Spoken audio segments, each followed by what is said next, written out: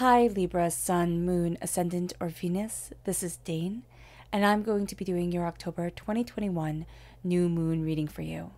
Now I ask if this reading resonates with you. Don't forget to like, comment, and subscribe.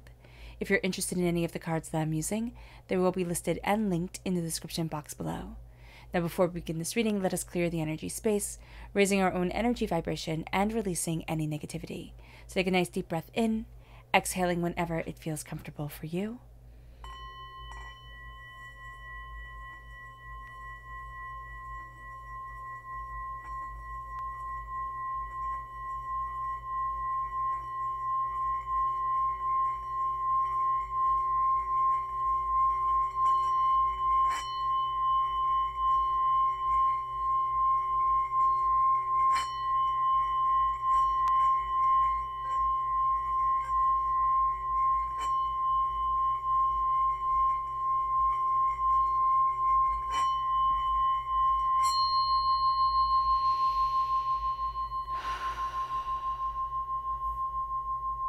Releasing all negativity from the body like storm clouds.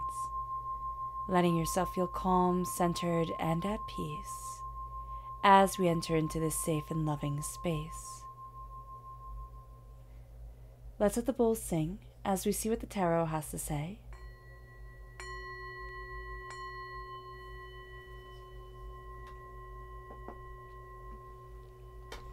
How will Libra be affected by the October 2021 new moon? Angels and spirit guides, show me clearly. Guide this reading and show me clearly, angels. And spirit guides, angels and spirit guides, show me clearly. Guide this reading and show me clearly, angels. And spirit guides, angels. And spirit guides, show me clearly. Guide this reading and show me clearly, angels. Oh, goodness. And spirit guides, angels. And spirit guides. Show me clearly. Guide this reading and show me clearly, angels. And spirit guides, angels. And spirit guides, show me clearly. At the bottom is our rooted self. The left-hand side is our inner self. The middle, our heart, our emotional self. The right-hand side, the public arena, the public self. So let's see what the cards have to say. We have the Empress at our root, which is beautiful, and the Mage, the Magician. So this is a really powerful root. So we're claiming a voice we didn't know we lost. We're claiming a throne we didn't know we had. We're standing before the altar of our existence, embracing our elemental self. Then we have the Three of Air, the Three of Swords, the Moon, which in the Rider-Waite-Smith deck is equivalent to the Empress. So we have the Empress showing up here twice, which is astoundingly powerful. We then have the Ten of Cups, and they all live happily ever after. The Knight of Pentacles, which is Earth sign energy, Taurus, Virgo, Capricorn. If we have Earth sign energy within our natal chart, that's going to be really powerful for us. We're also going to find that this moon is very powerful for us. And then we have Justice, which is us. We're represented by Justice in the Major Arcana, by the Swords in the Minor Arcana. We have the Fool, the Hanged Man, and Two of Swords. That's really cool. Okay. So let's look at the energy we need to be mindful of during this time. What is the energy that Libra needs to be mindful of? Angels and spirit guides, show me clearly. Guide this reading. We have the Lord, and that makes sense. This is Aries energy. This is very much the Mars energy that is tied to this whole entire time. So we have to be mindful of the Mars energy taking over. We have to be mindful of our tempers. We have to be mindful of other people's tempers. We have to be mindful of getting a bit snippy with ourselves, with others. So the Lord is going to be very important. And the Lord isn't just power people, people in authority. What it is, it's the intensity and aggression of emotion that's coming forward. And it's that Aries energy. It's going to be that Mars energy coming through that brings us intensity, that brings us fire, that makes it so that we react before we think. And that's going to be what we need to be mindful of during this time. We're also going to be very drawn to people who are hot-headed. We're going to think, oh, they're passionate. Oh, they're just really expressing themselves. No, they're jerks. Walk away. It's going to be important. Let's look at our chakra energy. Angels and spirit guides. Show me clearly. Guide this reading. Okay. These two. I like that. Clarity, the third eye chakra, and rebirth, the soul star chakra, located 6 inches below our feet. No, is it the earth star? It's the earth star chakra, located 6 inches below our feet. There we go. And so here we have clarity coming in. We have insights, we have ideas, we have our mind opening. Why? Because of the new moon in Libra. It's really going to bring balance to us because we are Libra. This energy feeds us. And this is the best thing about this whole entire moon. So clarity comes in and we find ourselves reborn. We find ourselves breaking out of a shell. Now, is this an easy time to be reborn in? No, not even a little bit. And I'm not saying this to fearmonger. I'm not saying this to, get everybody upset. I'm saying this because forewarned is forearmed. And that's what we're doing. We're arming ourselves now to deal with either the energy that we're experiencing, if you're like me, moon sensitive, and you find that this time you're a bit on edge, you're out of character, snippy, a bit aggressive, not feeling yourself. Why is that? It's because of the way the stars are aligned. So here we have the new moon in Libra. And it says a new romantic cycle begins. Why? Because we're learning what we're falling in love with. We're opening up balance to ourselves. Now, again, this new moon in Libra, it being in Libra, the best thing about this moon. The Libra energy brings harmony and balance and a strong sense of partnership. And this is just amplified in us. We already have this as our basis, Libra. Now, this also is the first new moon of fall or of spring, depending on where you are in the world. And so this is promoting and bringing a sense of change, of new becomings.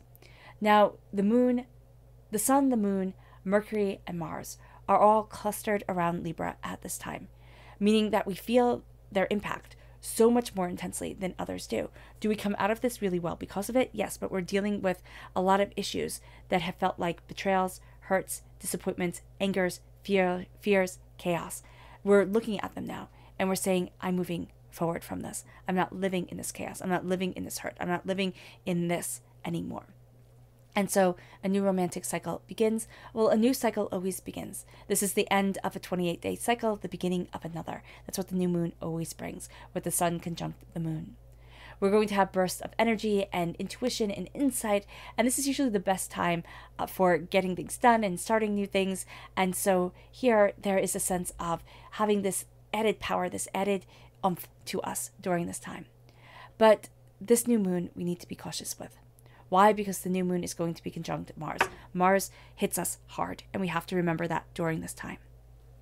The new moon conjunct Mars, it is important for us to come to this new moon with as high an energy vibration as we possibly can. Because even though this combo gives us powerful energy and courage and initiative, the ability to start, we're going to find that we need to use this energy wisely because we can become hot-headed. If this energy is not recognized and respected within us, this energy of change, this energy of power, this energy of beginnings, okay, we become hot-headed, we become a bit cruel. We don't know how to handle ourselves during this. And that's going to be something that everybody's dealing with. There's an intensity to this new moon that nobody was expecting. Now, this powerfully charged energy leads us to irritation and aggression. We're going to want to solve things almost through our fists and through hurtful words than anything else, and that's just wrong. So the advice that we need to hold is that we need to step back from things. We need to calm ourselves down. Now, if that's getting a cup of chamomile tea, if that's taking homeopathy with chamomile or other calming substance to be able to center ourselves, that's great. It can also be the calming nerve brand, like the calming at your nerve bands of calms or rescue remedy that really help us center ourselves, really help us, be able to just take the stress out of our lives. That's going to be important. Not take the stress out of our lives, but take the reactionary response to those stresses and kind of calm them down. That's going to be really important. And I'm not affiliated with Calms or with Rescue Remedy. They're just tried and true brands that I have used for a really long time. Now, the new moon is also going to be Quincus Uranus. Now, this does nothing. This combo does nothing to help calm everything down. Actually, it adds nervousness, tension, and anxiety. We feel like change that we cannot stop is on the horizon and that we're going to be thrust into it. So we need to make sure that we step back from things, that we take time for self-care, that we remember that we matter, and that we don't rush into anything. That's going to be one of the most important things for this time. Don't rush into anything. Get your feet firmly planted on the ground. Know what it is that you want. Find your balance, Libra, and be able to move forward in that. Change is coming. It's not going to be a change that we can stop, but there's a powerful harmony to us during this time that can combat a lot of the chaos that we're seeing here. Mars is going to be Quincus Uranus. Now, again, this brings nervousness, anxiousness, and it doesn't help calm things down. We find ourselves losing our patience, and we just need to act. Whether it's right or whether it's wrong, we're going to be like, well, at least I'm doing something, and something is better than nothing. Sometimes that is not true at all. We can be rebellious for the sake of rebellion during this time. We can actually feel like we're 16 again. And if you never went through a rebellious stage in your life, this energy is upsetting. It's like, why are we, wanting to rebel? Why are we resenting the choices that we made? Why is this all going on? We have to be mindful of this, because if we were never rebellious, this hits us hard and we think, what is wrong? Like, what's wrong with me? And we're seeing everything differently. We're being able to start new journeys, but we have to understand that the road we're going to be walking is not necessarily one that we had initially lined up for ourselves. Our long-term goals are going to be different, but our long-term goals are also going to be affected by our rebelliousness. So we have to be mindful of that. We have to. The new moon and Mars are going to be aligned with the constellation of Carvus the Crow. Now, even the stars do not help calm us down. Carvus the Crow has this ingenuity and this passion to him. And that's the best thing that we can say about the constellation of Carvus the Crow. What Carvus the Crow also has, and is also known for, is greed, dishonesty, vengefulness, spitefulness, selfishness, aggression to ourselves and others. We're going to find that we can be as combative to ourselves as we can be to other people. We can rip ourselves down as easily as we can rip other people down. And that's not good. That's not what we want. The fixed star within the constellation of Carvus the Crow is Algorba. There we go. And this is known to bring the attitude of kill or be killed, which tells us we have to be mindful of backstabbers. But we also have to be mindful of this energy of, I better act first before I'm taken down, and that's not going to be helpful to us at all. Why? We have the Empress energy here, which is actually smoothing out the Mars energy that we have to be mindful of, the Lord energy, the Emperor energy. It's the perfect complement to it. And so here we have the Empress coming forward. We have the sense of beauty and passion and insight and ideas. We're walking forward in a way that we never thought we could. We're claiming a passion, again, we never knew we had. And as we're moving forward, embracing ourselves and our desires and what we want and what we need, we're seeing things more clearly. We're seeing ourselves more clearly. And as we are, we're standing before the altar of our existence, saying, there's more here than meets the eye. There's more to me than I knew. And we're claiming a voice we didn't know was silenced. We're claiming a passion we didn't know we had. And as we do this, we say, this is me. And we're making this declaration at our root, at the very essence of ourselves. And this moves us to the Three of Swords, where it's like, I've been carrying around this hurt and this pain and this disappointment, this doubt and this despair. And I've been telling myself I can't because of X, Y, Z, because of hurts and pains from my past. Now, so much starts in childhood. I know we hear time and time again, children are resilient. Yes, they don't just crawl into little balls and disappear. But all our scars, most of our scars, come from childhood. Come from the coping mechanisms we learned through childhood, come through, everything that we went through in childhood. And so here, what we're looking at is we're looking at scars. We're looking at hurts and pains. And we're starting to find luck and beauty. But we need to acknowledge the hurt that we have been through. We need to look at it and say, all right, this has held me back. This has defined me. Now, it can go back to childhood. It can go back to somebody that we spoke to that reiterated something that we were already insecure about, and now it's a wound.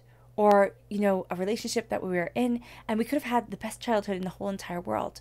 But then we got into that relationship and that person was abusive and they just shattered our whole view of the world. We were made to feel unsafe. And a lot of times when we're made to feel unsafe, it's very hard to find that safety again, to find that security within ourselves. And so this moon has an intensity in us, towards us, to have us looking at all the negativity we've built up, all the things we've been too polite to say. And as we're looking at it within ourselves, we start to sing our song. We start to claim our place. It doesn't mean that anybody else has to understand. It means that we have to understand ourselves, our passion, our determination, our focus, our insight, our ideas. We start to move forward towards greatness. We start to embrace greatness within us. As we do this, our hearts tell us to focus on our happiness. Now, I love this card. I really do. It always makes me think of the Nordic saying, better to be king of a cottage than servant in a castle. I think we should write that, someplace where we'll see it every single day. Better to be king of a cottage than servant in a castle. We are told time and time again, bigger is better. The bigger house, the bigger car, the bigger bank accounts, it's always going to be better. Is it though? Does it bring happiness? Because I can tell you, through working with people and watching and experiencing, it doesn't mean better. It doesn't. It is finding our happiness. And happiness is a term that we think, oh, I understand what happiness is. I know what happiness is for me, so therefore I know what happiness is for you. Well, my happiness might be absolutely not your happiness at all. And so we have to embrace our different ideas of happiness, of joy, of contentment, and start to follow those forward. Start to move forward with ourselves, for what we desire, for what we need. And it brings us to the Knight of Pentacles. This isn't going to be a time of fast change at all. The Knight of Pentacles is the slowest moving knight. Now, we're represented by the Knight of Swords. That's the fastest moving knight. We can be frustrated about the way our prosperity is moving, about how we're accomplishing everything. The Knight of Pentacles is slowly and steadily moving towards our goals, towards what we desire, and towards where we want to be. As we do this, we find that we fall into alignment with who we are, with what we desire within the world, but also discernment, the ability to say, this energy is right for me, and this is not. This is what I need within my world, and this is what I do not. And as we call this forward, as we move ourselves forward, as we embrace these realizations, we start to say, you know what? I want this in my life, and I don't want that. I'm cutting through doubts and fears and negativity. I'm finding the balance within me. Balance is going to be so important for us during this time. Why? Because the energy around us is of chaos, which automatically knocks everything out of balance. But once we see ourselves, once we start to embrace what we love, it's not knowing ourselves completely, because I'm of the firm belief we know who we're not before we know who we are. We might know who we are when we're really, really little, and before the rest of the world comes in and people start teasing us. And you see it even with like little kids. They can be 3 or 5. And if somebody starts teasing them about something, they're like, oh no, I can't do that anymore, even if I love it. Even if it's my favorite thing, I can't eat that cookie anymore because, it's not right, or I can't wear those shoes anymore because I got told they were ugly. No, this is the time where we start finding our voice in ourselves again, before the rest of the world gave their opinions. And as we do so, we're just. As we do so, we balance ourselves. As we do so, we cut through doubts and fears and negativity, and we see ourselves better. And this leads us to the place of the Fool. This leads us to a place of new beginnings. The Fool says it's time to start. And we hear, you're being foolish. Like, can you just stop? Like, stop being so foolish. But the fact of the matter is that every single hero's journey starts with a Fool. And I know that sounds cliche, or that sounds like something I have said 500,000 times, because it's true. When Perseus started his journey to go, and his adventure to go slay Medusa, nobody said, hey, good job, Percy. You can definitely do that. They all thought, you're absolutely crazy. And we see that time and time again until the person is successful, until, the Gorgon is slayed. And they were like, oh, wow, I always knew you could do it. No, they didn't. No, they didn't. You see it with people starting their own businesses, with people doing things that are unconventional. It's like, what the heck are you doing? Please, come on. Just fall in line and do what society says that you're supposed to do. But what if that's just not you? That's not your path. And so when you start to embrace your path here, when you start to move forward, you will have the naysayers. You will have the people who take you by eyes. You will have, everybody's opinion about everything. Keep on moving forward because you see things differently than everybody else. Now, the fact of the matter is, this says limbo, but I don't believe that at all. When we are embracing the hangman, we're embracing seeing things differently. And yes, we're in limbo for a moment because we're having everybody else's ideas come to us and say, well, don't you think it's supposed to be like this? Don't you think you're supposed to do this? You're seeing things wrong. And we're going to think, oh yeah, I'm seeing things wrong. Why? Because we're going to want to keep the balance. Because we're seeing it differently and everybody else is seeing it another way. So obviously we're the variable that doesn't fit in. So obviously we have to be wrong. No, not at all. It means that we're seeing our world differently. And we need to embrace that world. We need to embrace that way forward. It brings us to the Two of Swords. It brings us to the difficulty of realizing that the two paths that we thought we could walk aren't just those two paths. All of a sudden, a third starts to come forward. All of a sudden, we start to see that we can walk forward in a way that is absolutely us, but maybe not following everybody else's convention. Maybe we start living for us and not for everybody else. Now, this planetary alignment, okay, the star alignment, can make us much more aggressive about this. We can come through this to calm, balanced love and compassion. Or we can come to this like a bat out of a hell that is just going to say, I'm doing what I'm going to do. I'm rebelling the way I need to rebel. I'm moving the way I need to move. One aspect that coming to this, things with balance and harmony and kindness, that's going to elevate us. The other thing, the rebellious, bat out of hell, that's going to lower us down, lower our energy vibration. We need to be mindful of that. We need to be mindful of the way we're responding to things, the way our anger is boiling forward. Now let's look at the Luna message. Angels and spirit guides, show me clearly. Guide this reading and show me clearly. Angels and spirit guides. Angels and spirit guides. Angels and spirit guides, show me clearly. Guide this reading and show me clearly. Angels.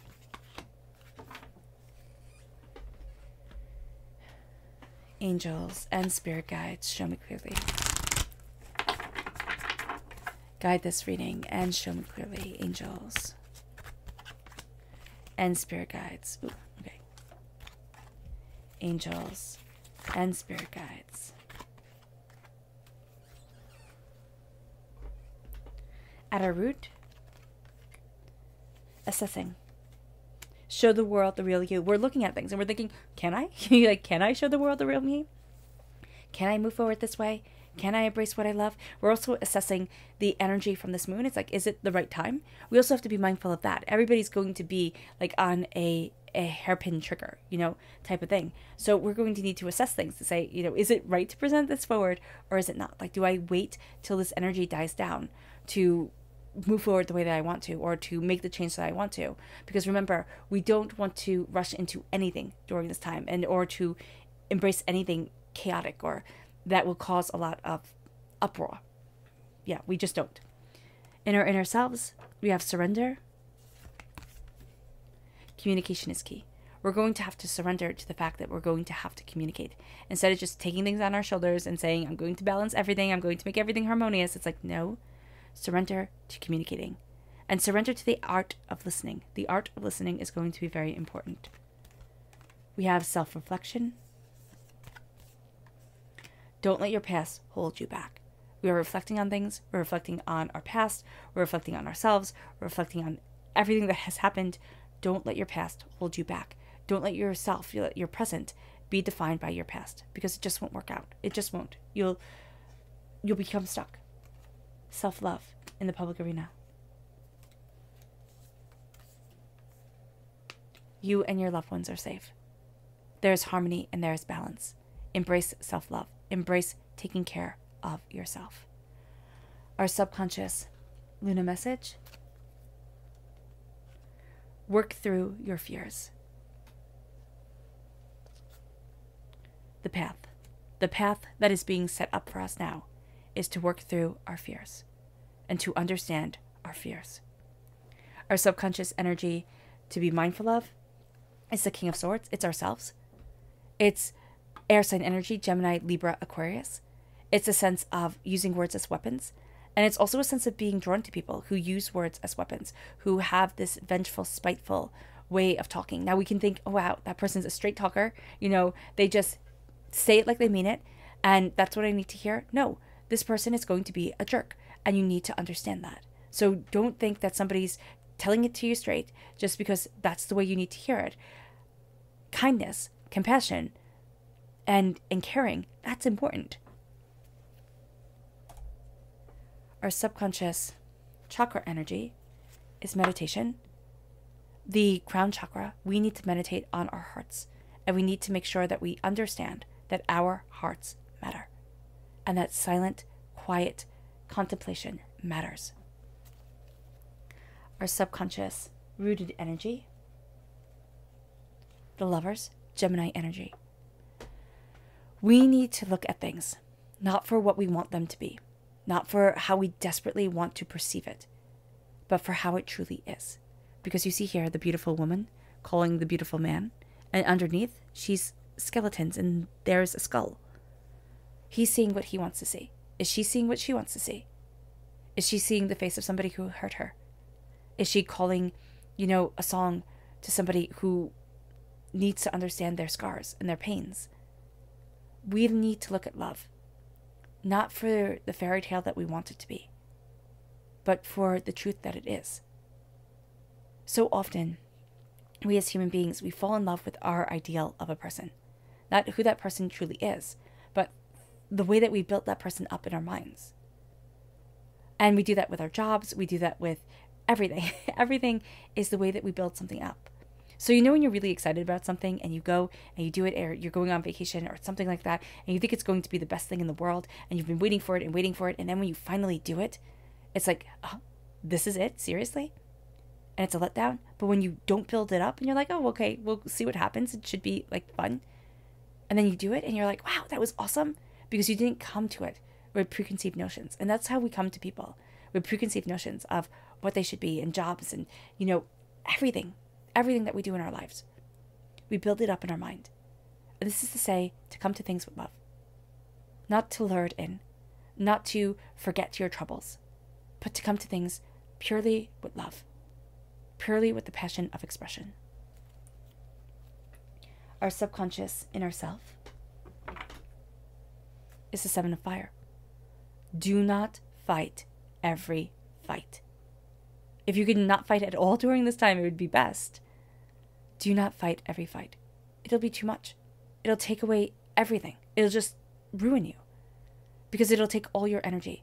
And this is a time that if you're itching for a fight, it'll give it to you. Time and time again. Till you think, wow, all I've been doing for days now is arguing and fighting and being drained. It's going to be true, though. The subconscious emotional energy is the star. Subconsciously, we're looking at what our soul deeply wants, what our soul deeply needs. We're letting that fly. It's the moment of all my hopes and all my dreams flying forward. Spirit is giving us what we need, not what we want, what we need. And that is going to be powerful. This is a time to start remembering our dreams again. Start remembering our passions and our desires and our hopes and our wishes. It moves us to our subconscious, public arena self. And that's the 7 of Cups. Choices. Dreams. Do we choose to bring the dreams out into the open? Or do we choose to keep them safe, hidden away, denied, but not sullied by the real world? This is a time where we're looking at things really quite openly and saying, how do my dreams become part of my waking world? All right, Libra. I hope this reading has resonated with you. I wish you nothing but light, love, peace, and happiness. May harmony always be with you. I'm sending loving, healing energy to each and every one of you. I love you all, and stay safe. Let's end this reading with a meditation, a clearing away of negative energy, a raising of our positive energy as we embrace the complexity and the power of this new moon. So take a nice deep breath in, exhaling whenever it feels comfortable for you.